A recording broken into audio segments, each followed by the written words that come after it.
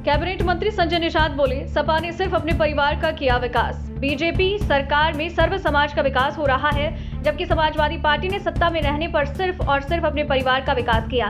उक्त बातें कैबिनेट मंत्री और निषाद पार्टी के राष्ट्रीय अध्यक्ष संजय निषाद ने कही।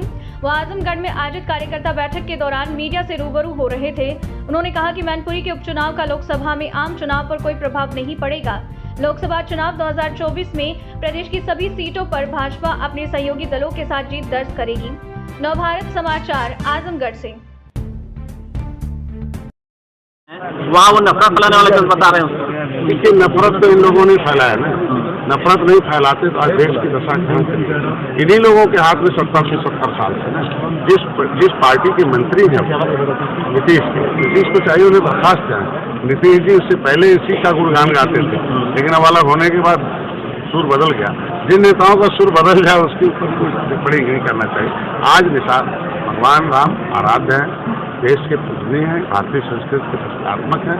उन्होंने वो रावण राज का मतलब होता है दुख का राज खत्म करके उन्होंने सुख का राज और कमजोर बाली जैसे लोगों का साथ न देकर सुग्रीव जो कमजोर था उसको गले लगाया था।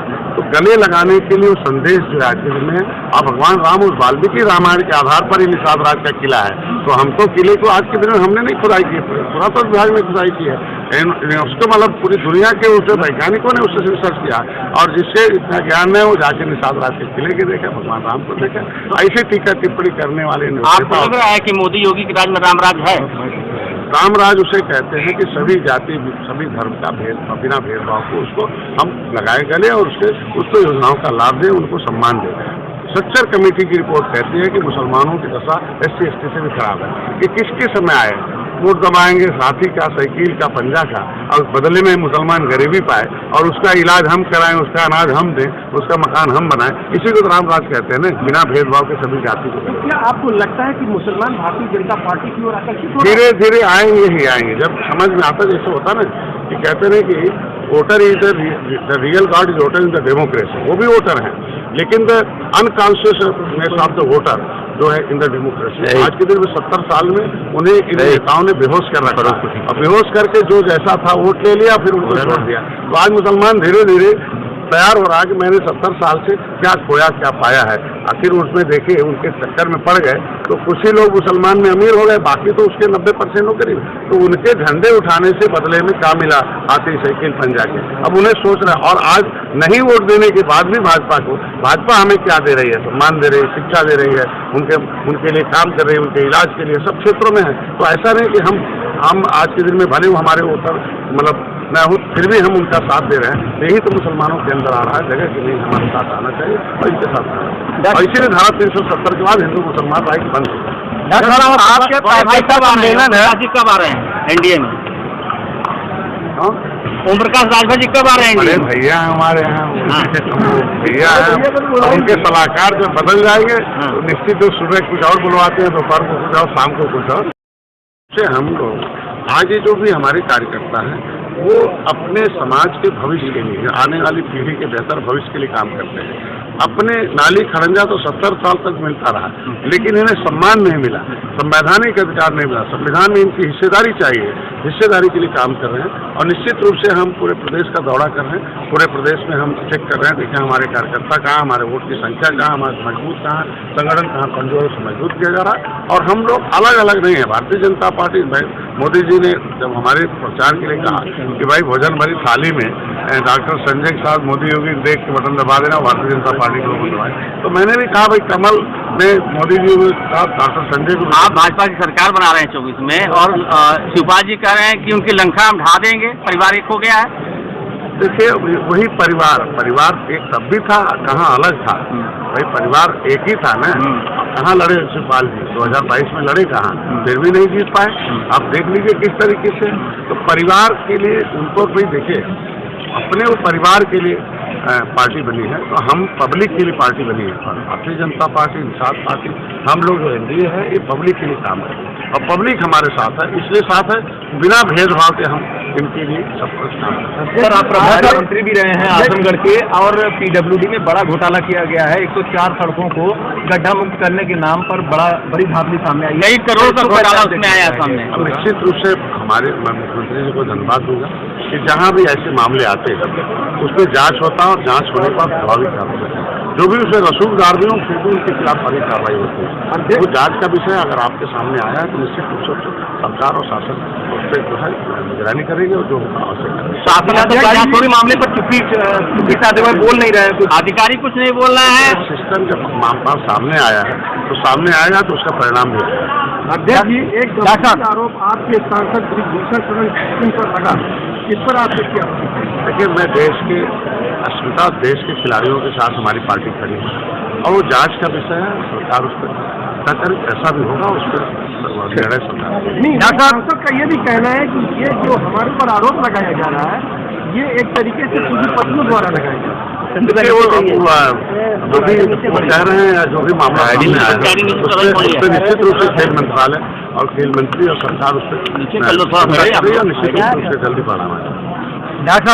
एक बिहार में कार्यकर्ता उनका ये रामचरित मानस को उन्होंने कहा है कि ये नफरत फैलाने कानून बना के जो उजाड़ा था उसको फिर से कानून से इनको सुरक्षा देने के लिए जो मझवार नाम का है, तुरैया नाम का है, जो संविधान में सूचीबद्ध है, उसे इन्हें हम संवैधानिक अधिकार दिलाने में इनको सुरक्षा दिलाने के लिए मैं तत्पद हूँ और ये इनका विश्वास कायम है। आज के दिन में देखिए ये पूरे ब्लॉक स्तर के सभी कार्यकर्ता हैं और इसको इनको धन्यवाद देना है कि आज के दिन में गंडक में और अपने नेता पर विश्वास किया और इनको भी हमें भरोसा दिलाना है कि आपका नेता हर जगह जो सड़क पर था अब सदन में है। आपकी पार्टी 9 काम 9 साल में बड़े बड़े किए हैं कि पार्टी निषाद राज किले को बढ़ा दी है। 2024 की क्या तैयारी है आज के दिन में आपकी पार्टी? आज 2024 में देखिए भारतीय जनता पार्टी के साथ निषाद पार्टी का गठबंधन है और जिस तरीके से आज देखिए धीरे धीरे आप देखे होंगे कि 2019 में सपा बसपा एक हुई, फिर भी निषाद पार्टी खड़ी हुई और हम लोगों ने बहुत बेहतर परिणाम दिया। 2022 भी देखा होगा आपने कि 37 वर्ष बाद पुनः जनता ने विश्वास कायम किया। यही समुदाय था मछुआ समुदाय। जब कांग्रेस का बटन दबाता था तो कांग्रेस विरोधी इन्हें जीरो बनाई, फिर इन्हें जब होश में आए तो कहे भाई ये तो गलत हो गया, साइकिल और हाथी का दबाते रहते इस साल। लेकिन उन लोगों ने तो इनके अपने लोगों को तो नौकरी दिया और अपने लोगों को ढेर सारे लोगों को व्यवस्था दिया, लेकिन इनको हमेशा छला गया इनका वोट लेके। अब ये जो है आज के दिन में अब जान चुके हैं कि भाई हम वो वोट नहीं है, ईवीएम मशीन नहीं है, E for employ, B for बिला, एम फॉर मनी। ये सब व्यवस्था देने का एक गार्जियनशिप है। Politics is the guardianship of the public future and public finance and the development of the nationality.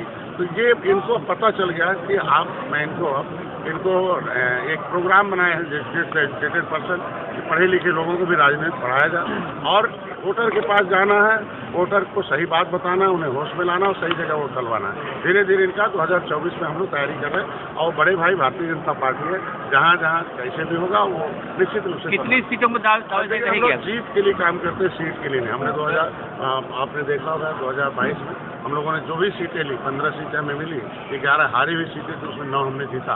जो 3 हारे हमने उसमें भी 2300, 2200, 2600, 10,000, 5,000 की बहुत कम मार्जिन से हम लोग हारे।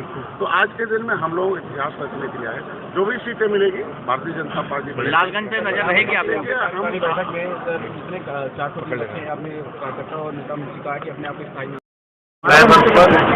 और एक 13 जनवरी 2013 को मैंने जो संकल्प लिया प्रत्येक वर्ष की बात इस बार विशेष रूप से इन्होंने शक्ति संगत में पूरे प्रदेश के लोग आए थे और माननीय मुख्यमंत्री जी उसमें आए थे और इनके लिए तो मेरा संकल्प उसे संकल्प पूरा करने के लिए हम लोग संकल्प पूरा होने की तरफ बढ़ रहे हैं और उसमें कार्यकर्ता किसी पार्टी को बड़ा और बड़ा कार्यकर्ता करते हैं।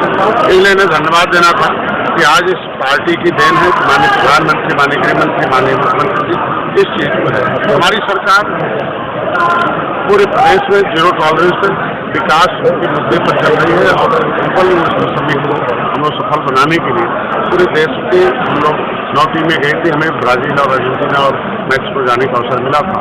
तो उत्तर प्रदेश को उत्तर प्रदेश बनाने में हम लोग आ रहे हैं। जब से मेरी पार्टी आई है आप देखें आजमगढ़ को लेकर हमारी सरकार एकदम चिंतित है, उसे विकास की तरफ ले जाने के लिए हर संभव प्रयास करेगी।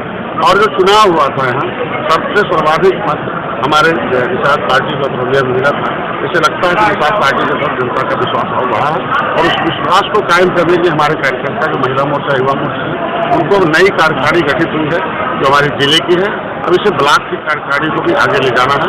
महिला मोर्चा, युवा मोर्चा संगठन के हैं, राष्ट्रीय निषाद एकता परिषद है, जो निषाद जो ग्रेट युवा वाहिनी है, और इसके लिए इनको आमंत्रित करने आए हैं कि कभी त्रेता में भगवान राम निषाद राज को गले लगाए थे, तो एक निषाद राज और भगवान राम की गले लगी मूर्ति इलाहाबाद प्रयागराज में खड़ी हो गई है, और उसको भारतीय जनता पार्टी ने वादा किया था, बहुत उसे पर्यटक स्थल भी घोषित किया है। तो श्रृंगेरपुर धाम जो हमारे भगवान राम जहाँ गए थे, गले मिले थे, निषाद राज का किला है, उस पर हर साल हम लोग जयंती मनाते हैं। इस बार की जयंती 26 मार्च को पड़ रही है, और पंचमी को उनका जन्म हुआ था, तिथि में नहीं, हमारी जो है तारीख में नहीं, हम तिथि में मनाते हैं, और नवमी को भगवान राम का जन्म हुआ था। इस बार मैं प्रधानमंत्री जी को निमंत्रण दे के आया हूँ, गृहमंत्री जी को, कि मैं इस जयंती में आए और उस जो किले का निर्माण किया, पर्यटक स्थल घोषित किया, और इस मछुआ समुदाय के जितने भी मुद्दे हैं उसके लिए केंद्र और राज्य में सरकारें हैं, हमारा वोट बैंक है। अब इनको यही बताना था, आज के दिन में यही इनको पढ़ाना था कि द पॉलिटिकल पावर जो होता है वो सब कुछ देता है। अब आपको जो है, अब आपके मोहल्ले में जो पौवा बढ़ता था, अब निषाद पार्टी के पर्चा बढ़ने की वजह से धीरे धीरे निषाद पार्टी और ये मछुआ समुदाय के लोग अपने अधिकारों को लेने के लिए आगे आ रहे हैं। तो इसके लिए इनका टोपी, झंडा, नारा है और विचारधारा इनका नेता है। इस हथियार से, राजनीतिक हथियार से, जिस तरीके से सभी लोगों ने अपने अपने अधिकार लिए हैं, झंडे से अधिकार मिलता है, तो इसको नेता के प्रति, झंडे के प्रति, पार्टी के प्रति, अपने मिशन और विचार के प्रति, अपनी गरीबी खत्म करने के लिए